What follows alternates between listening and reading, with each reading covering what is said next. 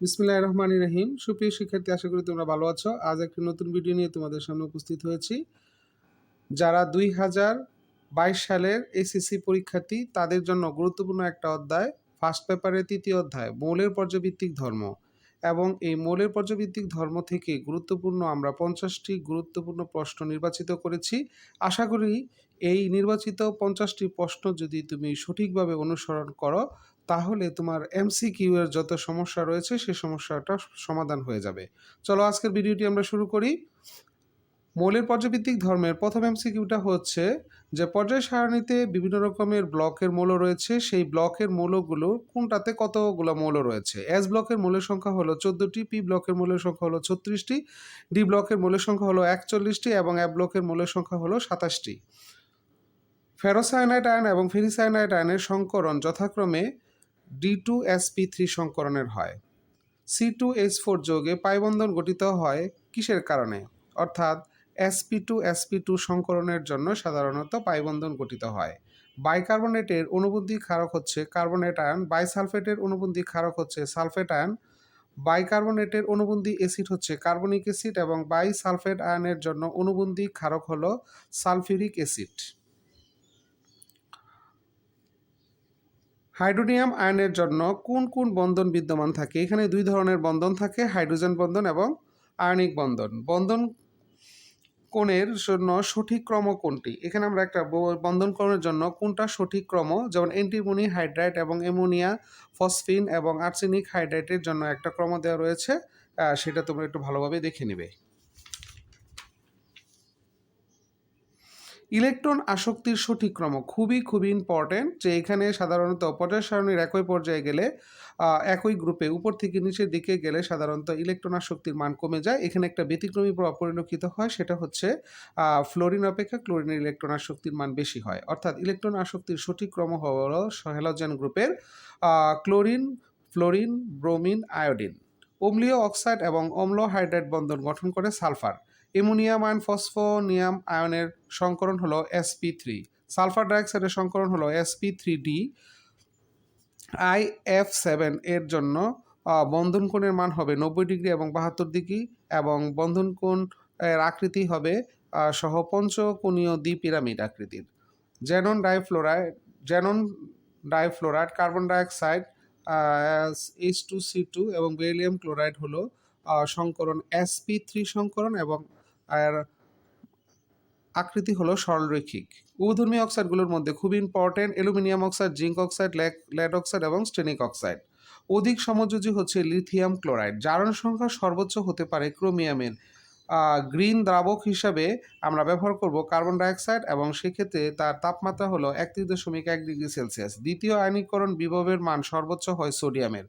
পানি কক্ষ তাপমাত্রায় তরল হয়, তার কারণ হলো হাইড্রোজেন বন্ধন গঠনের কারণে। পরীক্ষা আসতে পারে যে পানি কেন কক্ষ তাপমাত্রায় তরল হয়, তার কারণই হলো হাইড্রোজেন বন্ধন গঠন। আয়নীকরণ বিভবের ক্ষেত্রে একটা সঠিক ক্রম রয়েছে, সেটাও আমাদের একটা ব্যতিক্রমী পরিলক্ষিত হয়। সেক্ষেত্রেও আমরা এখানে এই ক্রমটা দেখে নিব। অক্সিজেন, নাইট্রোজেন, বেরিলিয়াম, বোরন দিকে, অর্থাৎ বেরিলিয়ামের হচ্ছে বেশি। H3PO2 এর ক্ষারকত্ব হচ্ছে 1। ফসফরিক অ্যাসিড ফসফরাস অ্যাসিডের ক্ষারকত্ব হচ্ছে 3। অ্যালুমিনিয়াম অক্সাইড ফেরিক অক্সাইডের অম্লত্ব 6। ক্যালসিয়াম অক্সাইডের অম্লত্ব হলো 2। এখানে সুপ্রিয় শিক্ষার্থী একটু বলে রাখি, তোমাদের অম্লত্ব এবং ক্ষারকত্ব নির্ণয় করার জন্য আমার একটি ভিডিও রয়েছে, সেই ভিডিওটা তোমরা দেখে নিবে এবং ডেসক্রিপশন লিঙ্কেও তোমাদের দেওয়া রয়েছে, সেটা একটু দেখে নিবে। এখান থেকে অম্লত্ব এবং ক্ষারকত্ব নির্ণয় ভর্তি পরীক্ষা সহ অন্যান্য সকল পরীক্ষাতে সাধারণত এখান থেকে একটা প্রশ্ন দেওয়া হয়ে থাকে। এবং আমরা এখানে যে পরীক্ষাগুলো থেকে যেগুলো অম্লত্ব এবং ক্ষারকত্ব নির্ণয় পরীক্ষা আসতে পারে সেজন্য এমন কতগুলো উদাহরণ আমরা এখানে সেটিং করেছি। আশা করি তোমরা এই বিষয়গুলো ভালোভাবে নজরে রাখবে। এর পরবর্তীতে আমাদের যে এমসিকিউটা রয়েছে, প্রতিনিধিত্ব যে মৌলগুলো রয়েছে সেই প্রতিনিধিত্ব মৌলগুলো কোনগুলা? প্রতিনিধিত্ব মৌলগুলো হচ্ছে এস ব্লক এবং পি ব্লকের মৌল এবং গ্রুপ সাধারণত 1, 2 এবং 13 এবং 17 নং গ্রুপের অন্তর্ভুক্ত মৌলগুলো। অষ্টক অসম্পন্ন যৌগগুলো হচ্ছে যাদের অষ্টকের চেয়ে ইলেকট্রন কম রয়েছে, অর্থাৎ aluminium chloride, boron trichloride, boron trifluoride. এবং অষ্টক সম্পূর্ণ যৌগ অর্থাৎ অষ্টকের চেয়ে যেগুলা অষ্টক পূর্ণ করে থাকে সেগুলো হচ্ছে অষ্টক পূর্ণ যৌগ, অর্থাৎ পানি, নাইট্রোজেন, ট্রাইক্লোরাইড, অ্যামোনিয়া এগুলো সাধারণত অষ্টকপূর্ণ যৌগ এবং কিছু কিছু যৌগ রয়েছে অষ্টক সম্প্রসারণ ঘটে থাকে, যেমন ফসফরাস পেন্টাক্লোরাইড এবং সালফার হেক্সাফ্লোরাইডের ক্ষেত্রে হয়ে থাকে। অ্যালুমিনিয়াম ক্লোরাইডের মধ্যে সাধারণত কি কি বৈশিষ্ট্য বিদ্যমান থাকে? লুইস অ্যাসিড, অষ্টক অপূর্ণ যৌগ এবং জলীয় দ্রবণে অম্লধর্মী হয়ে থাকে। এটি বহুপতি এমসিকিউর জন্য অত্যন্ত গুরুত্বপূর্ণ, সেজন্য একটু খেয়াল করে দেখবে। হাইড্রোজেন বন্ধনের কারণে কি হয়? হাইড্রোজেন বন্ধনের কারণে হাইড্রোজেন ফ্লোরাইড পানি, অ্যামোনিয়া তরল হয়ে থাকে, ইথানল পানিতে দ্রবণীয় হয়, ইথানোয়িক অ্যাসিডের ডায়মার গঠন করে। এখানে গুরুত্বপূর্ণ একটা এমসিকিউ, অর্থাৎ হাইড্রোজেন বন্ধন সংযুক্ত যত গুরুত্বপূর্ণ অংশটা রয়েছে আমরা এখানে দিয়েছি, যে হাইড্রোজেন ফ্লোরাইড পানি এবং অ্যামোনিয়া তরল হয়, যে কোনটি তরল হয়? ইথানল কেন পানিতে দ্রবণীয় হবে? তার মানে হাইড্রোজেন বন্ধনের কারণে। এবং ইথানোয়িক অ্যাসিডে যে ডায়মার গঠন করে সেটা হচ্ছে হাইড্রোজেন বন্ধনের কারণে ডায়মারটা গঠন হবে। পানির অণুর যে বি আকৃতির হয় তার কারণ হচ্ছে অক্সিজেনের দুটি মুক্তজোড় ইলেকট্রন রয়েছে এবং মুক্তজোড় বন্ধন জোড়ের মধ্যে অধিক বিকর্ষণ হয়, সেই জন্য সাধারণত পানির অণুটা বি আকৃতির হয় এবং sp3 সংকরণ ঘটে। এরপরের এমসিকিউটি রয়েছে হচ্ছে চতুস্তরকীয় বন্ধন গঠন করে সাধারণত অ্যামোনিয়াম আয়ন, কার্বন টেট্রাক্লোরাইড এবং ফসফোনিয়াম আয়ন। অত্যন্ত গুরুত্বপূর্ণ একটি এমসিকিউ, যে চতুস্তরীয় বন্ধন গঠন করে সাধারণত কোন ধরনের যৌগগুলো চতুস্তরকীয় গঠন দেখায়? অ্যামোনিয়াম আয়ন, কার্বন টেট্রাক্লোরাইড এবং অ্যামোনিয়াম ফসফোনিয়াম আয়ন। sp3 সংকরণ ঘটে থাকে boron trichloride, boron tetra fluoride ion এবং অ্যামোনিয়া এবং পানি। পোলার আয়ন হলো ক্যাটায়ন কর্তৃক অ্যানায়নের আকর্ষণ, যে অনেক সময় আসতে পারে, কতেও আসতে পারে, যে পোলার আয়নটা কি? পোলার আয়নটা হচ্ছে আসলে ক্যাটায়ন কর্তৃক অ্যানায়নের আকর্ষণ। পাই বন্ধন অপেক্ষা সিগমা বন্ধন, পাই বন্ধনটা কেন সিগমা বন্ধন অপেক্ষা দুর্বল হয়? তার কারণ হলো পাশাপাশি অধিক্রমণে সামনাসামনি অধিক্রমণের চেয়ে অধিক ইলেকট্রন বেগের ঘনত্ব কম থাকে, অর্থাৎ পাশাপাশি অধিক্রমণে হয় সেটা পাই বন্ধন এবং সামনাসামনি অধিক্রমণের বন্ধন হয় সিগমা বন্ধন। সেজন্য পাশাপাশি অধিক্রমণে সামনাসামনি অধিক্রমণের চেয়ে ইলেকট্রন বেগের ঘনত্ব খুবই কম থাকে, সেই জন্য সাধারণত পাই বন্ধন সিগমা বন্ধন অপেক্ষা দুর্বল হয়। আয়নিক যৌগগুলো সাধারণত উচ্চ গলনাঙ্ক এবং স্ফুটনাঙ্ক হয়, তার কারণ হলো এদের বন্ধন ভাঙতে গেলে প্রচুর পরিমাণে তাপ শক্তির প্রয়োজন হবে, সেজন্য সাধারণত আয়নিক যৌগগুলো উচ্চ গলনাঙ্ক এবং স্ফুটনাঙ্ক বিশিষ্ট হয়ে থাকে। অক্সিজেনের আয়নীকরণ শক্তি নাইট্রোজেন অপেক্ষা কম হয়, তার কারণ কি? তার কারণ হলো নাইট্রোজেনের জন্য 2p অরবিটাল অর্ধপূর্ণ থাকে এবং নাইট্রোজেনের সর্বস্থ ইলেকট্রন অপসারণ করতে অধিক শক্তির প্রয়োজন হয়। এছাড়াও অক্সিজেনের 2p অরবিটাল অপূর্ণ হয়, ইলেকট্রন অপসারণে তুলনামূলকভাবে কম শক্তির প্রয়োজন হয়, সেজন্য সাধারণত নাইট্রোজেনের আয়নীকরণ শক্তি অক্সিজেন অপেক্ষা কম হয়। অনুরূপভাবে নাইট্রোজেনের আয়নীকরণ শক্তির মান কম হওয়ার কথা ছিল, কিন্তু নাইট্রোজেনের আয়নীকরণ শক্তির মান বেশি হয় এবং অক্সিজেন আয়নীকরণ শক্তির মান কম হয়। এই ব্যতিক্রমী কারণটাও খতেও আসতে পারে, যে সৃজনশীলে যে খতে যে প্রশ্নটা আসে, অর্থাৎ উচ্চতর অনুধাবনমূলক প্রশ্ন, সেইখানেও আমরা এই কারণগুলো লিখে দিতে পারি। এরপরে যে প্রশ্ন রয়েছে সেটা হচ্ছে ক্লোরিন এবং ব্রোমিনের মধ্যে ক্লোরিনের তড়িৎ ঋণাত্মকতার মান বেশি, তার কারণ কি? যে এটার মধ্যে আমাদের মূল কারণটা কি হবে? যে ক্লোরিন এবং ব্রোমিনের মধ্যে ক্লোরিনের তড়িৎ ঋণাত্মকতার মান বেশি হয়, তার কারণ হচ্ছে ক্লোরিনের আকার খুবই ছোট হয় ব্রোমিনের তুলনায়, এজন্য ক্লোরিনের তড়িৎ ঋণাত্মকতার মান বেশি হবে। টাইট্রেশন প্রক্রিয়ায় নির্দেশক হিসাবে নির্দেশক ব্যবহার করা হয় কেন? কেন আমরা টাইট্রেশন প্রক্রিয়ার জন্য নির্দেশক ব্যবহার করব? টাইট্রেশনটা হচ্ছে যে একটা জানা দ্রবণের সাপেক্ষে যখন অজানা দ্রবণের ঘনমাত্রা বিক্রিয়া ঘটানো হয়, তখন তাদের মধ্যে টাইট্রেশন প্রক্রিয়াটা করা হয়ে থাকে। এবং এই টাইট্রেশন প্রক্রিয়াকরণের জন্য আমরা কেন নির্দেশকটা ব্যবহার করবো? যেমন বিভিন্ন নির্দেশক রয়েছে, methyl orange, methyl red, phenolphthalein, thymol blue, litmus paper, এরকম বিভিন্ন ধরনের নির্দেশক রয়েছে, সেগুলো আমরা কেন টাইট্রেশন প্রক্রিয়ার জন্য ব্যবহার করে থাকি? তার কারণ হলো প্রশমনের শেষ বিন্দু নির্ধারণ করার জন্য, অর্থাৎ যে সেই বিন্দুতে নির্দেশক তার বর্ণ পরিবর্তন করবে, সেই বিন্দুটাই হচ্ছে প্রশমন বিন্দু বা শেষ বিন্দু। অর্থাৎ প্রশমনের জন্য যে শেষ বিন্দু নির্ধারণ করা, অর্থাৎ শেষ বিন্দু নির্ধারণ করার জন্য বা সমাপ্তি বিন্দু নির্ধারণ করার জন্য সাধারণত টাইট্রেশনের নির্দেশক আমরা ব্যবহার করব। চার্জ ঘনত্বের চেয়ে পোলার আয়নের চার্জ ঘনত্বের সাথে পোলার আয়নের যে সম্পর্ক রয়েছে সেটা কি? ক্যাটায়ন ও অ্যানায়ন উভয়েরই চার্জ বৃদ্ধির সাথে পোলার আয়ন ক্ষমতা বৃদ্ধি পাবে।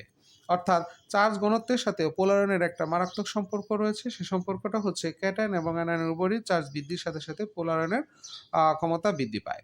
ভ্যান ডার ওয়ালস আকর্ষণ বল বৃদ্ধি পেলে গলনাঙ্ক স্ফুটনাঙ্ক কেমন হয়, অর্থাৎ বৃদ্ধি পায়? যদি তোমার ভ্যান ডার ওয়ালস বল বৃদ্ধি পায় তাহলে গলনাঙ্ক স্ফুটনাঙ্ক বৃদ্ধি পাবে। আন্ত অবস্থান্তর মৌলগুলো কাকে বলা হয়? কত খুব ইম্পর্টেন্ট, জানতো অবস্থান্তর মৌল কি? যে সকল মৌলের অপূর্ণ f অরবিটালে ইলেকট্রন রয়েছে তাদেরকে আন্ত অবস্থান্তর মৌল বলা হয়। অক্সি অ্যাসিডগুলোর একটা সক্রিয়তার ক্রম দিয়েছি আমরা। এইখানে অবশ্যই সবচেয়ে শক্তিশালী অ্যাসিড হিসাবে রয়েছে পারক্লোরেটান, কারণ এদের জারণ সংখ্যার মান সর্বোচ্চ। অর্থাৎ অক্সি অ্যাসিডগুলোর কেন্দ্রীয় পরমাণুর জারণ সংখ্যার মান যত বেশি হবে সেই অ্যাসিডের তীব্রতা তত বেশি হবে। সেই অনুসারে দেখা যাচ্ছে যে একটা এখানে সক্রিয়তার ক্রম আমরা দিয়েছি, অর্থাৎ এখানে পারক্লোরিক অ্যাসিডের সক্রিয়তা ভিতরে সবচেয়ে অক্সি অ্যাসিডগুলোর মধ্যে বেশি হয়ে থাকে। এছাড়াও কিছু কিছু জটিল লবণের নামকরণ রয়েছে। অনেক সময় আমরা এই নামকরণ থেকে পরীক্ষায় প্রশ্ন আসে যে এই যৌগটার নামকরণ কি হবে। যেমন এখানে কপার 2 সালফেট পেন্টাহাইড্রেট, অর্থাৎ কপার সালফেট 5 অণু পানি, এটাকে আমরা তুতে বা ব্রুবিটিওল বলে থাকি। আর কপার সালফেট 5 অণু পানির হচ্ছে জটিল যৌগের নাম হলো copper 2 sulphate pentahydrate. Iron 2 sulphate pentahydrate অথবা সবুজ বিটিওল অথবা গ্রিন বিটিওল, সেটা হলো ফেরাস সালফেট 7 অণু পানি। আর ক্যালসিয়াম সালফেট 2 অণু পানিকে আমরা বলতে পারি ক্যালসিয়াম সালফেট ডাইহাইড্রেট, অর্থাৎ এটা জিপসাম নামেও পরিচিত। সোডিয়াম কার্বনের ডেকাহাইড্রেট মানে হলো সোডিয়াম কার্বনের 10 অণু পানি যদি থাকে তাহলে সেটা আমরা বলতে পারি যে সোডিয়াম কার্বনের 10 অণু পানিকে বলা যায় সোডিয়াম কার্বনের ডেকাহাইড্রেট, অর্থাৎ এটা কাপড় কাচা সোডা নামেও পরিচিত। অনেক সময় বলতে পারে যে কাপড় কাচা সোডা সংকেত কি, তার মানে সোডিয়াম কার্বনের 10 অণু পানি। ম্যাগনেসিয়াম সালফেট হেপ্টাহাইড্রেট মানে হচ্ছে ম্যাগনেসিয়াম সালফেট 7 অণু পানি, এটা হলো ইপসাম সল্ট। অনেক সময় পরীক্ষায় প্রশ্ন আসতে পারে যে কোনগুলো ভিটিওল নয়, অর্থাৎ ম্যাগনেসিয়াম সালফেট 7 অণু পানি যেটা, সেটার মধ্যে পানি থাকা সত্ত্বেও এটা হাইড্রেট নয়।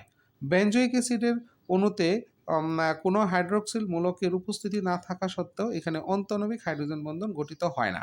কারণ অনেক সময় দেখতে পারে কোন যৌগের মধ্যে সাধারণত হাইড্রোক্সিল মূলক উপস্থিত না থাকা সত্ত্বেও কেন আন্তঃআণবিক হাইড্রোজেন বন্ধন গঠিত হয় না, তার মানে বেনজোইক অ্যাসিড।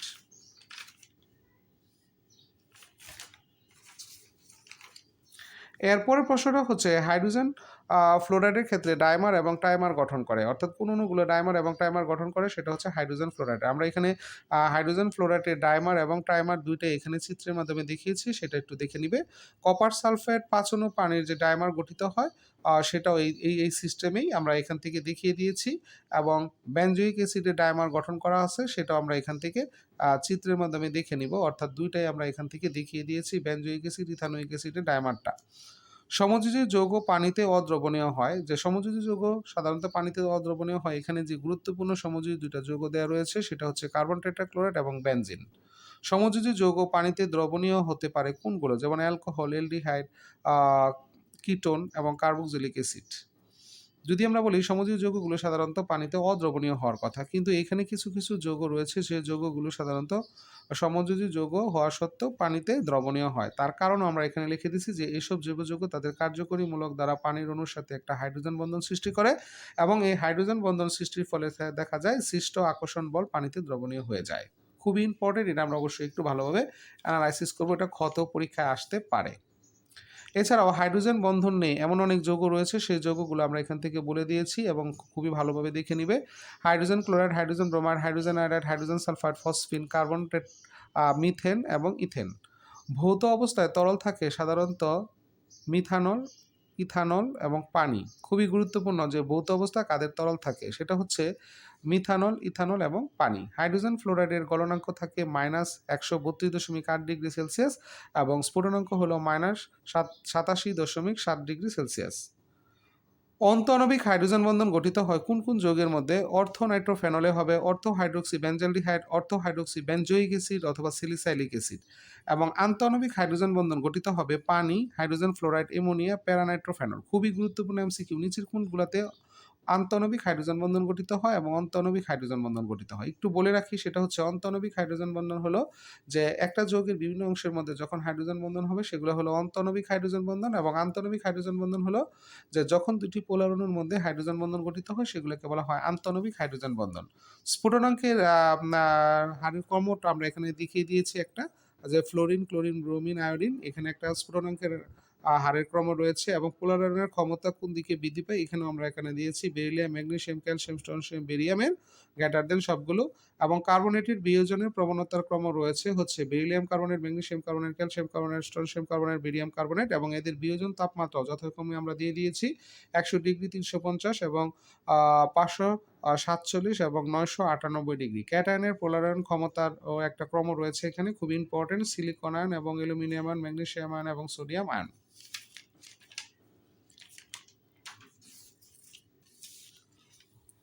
এখানে আমরা বিভিন্ন রকমের যৌগ দিয়েছি এবং ধাতব সালফাইডের, এইগুলোর মধ্যে কেমন ধরনের বর্ণ দেখায়, অর্থাৎ cupric sulphide, lead sulphide, mercuric sulphide, এদের বর্ণ কেমন হয়ে থাকে সেগুলো হলো কালো বর্ণের। ক্যাডমিয়াম সালফাইড এর জন্য আমরা পাবো হলো হলুদ এবং লেড আয়োডাইডের হচ্ছে উজ্জ্বল সোনালী হলুদ।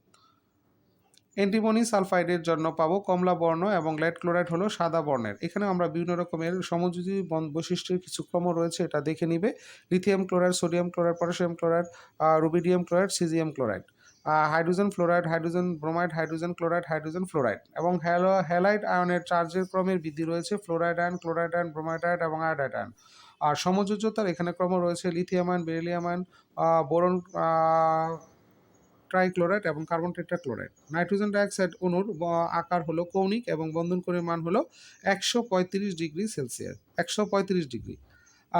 অবস্থান্তর মৌলের জন্য বিভিন্ন রকমের বৈশিষ্ট্য রয়েছে, এরা রঙিন যৌগ গঠন করতে পারে, পরিবর্তনশীল জারণ অবস্থা রয়েছে এবং প্রভাবক ও বিজারণ ধর্ম রয়েছে, জটিল যৌগ গঠন করে। অর্থাৎ অবস্থান্তর মৌলের জন্য অনেক সময় নির্বাচিত দেয়া থাকে যে কোনগুলো অবস্থান্তর বৈশিষ্ট্য, এবং সেই ক্ষেত্রে আমরা সৃজনশীলের জন্য বুঝতে গেলে আমাদের এই কয়েকটা কথা অর্থাৎ বৈশিষ্ট্যগুলো জানা থাকা জরুরি। এছাড়াও অ্যালকোহল বা পানিতে দ্রবণীয় হওয়ার কারণ হলো যে আন্তঃনমিক হাইড্রোজেন বন্ধন গঠন করে। এই ছিল আমাদের নির্বাচিত 50টি প্রশ্ন। আশা করি সুপ্রিয় শিক্ষার্থী তোমরা এই 50টা প্রশ্ন যদি এই অধ্যায় থেকে এই অংশগুলো ভালোভাবে অ্যানালাইসিস করো তাহলে তোমাদের তৃতীয় অধ্যায়ের জন্য যত এমসিকিউ রয়েছে সেই সমস্যার সমাধান হয়ে যাবে। আর এই চ্যানেলে অনেক এই ধরনের আরও গুরুত্বপূর্ণ অনেক ভিডিও রয়েছে, তোমরা এই চ্যানেলে বিভিন্ন রকমের অধ্যায়ের ভিডিও পেয়ে যাবে। তোমরা চ্যানেলগুলো অবশ্যই ভিজিট করবে এবং যদি আজকের এই ভিডিওটি ভালো লেগে থাকে অবশ্যই চ্যানেলটিকে সাবস্ক্রাইব করবে এবং লাইক, কমেন্ট, শেয়ার করতে ভুলবে না। তোমরা ভালো এবং সুস্থ থাকো সেই আশা ব্যক্ত করে তোমাদের আজকের মতো এখানে সমাপ্ত ঘোষণা করছি। আল্লাহ হাফেজ।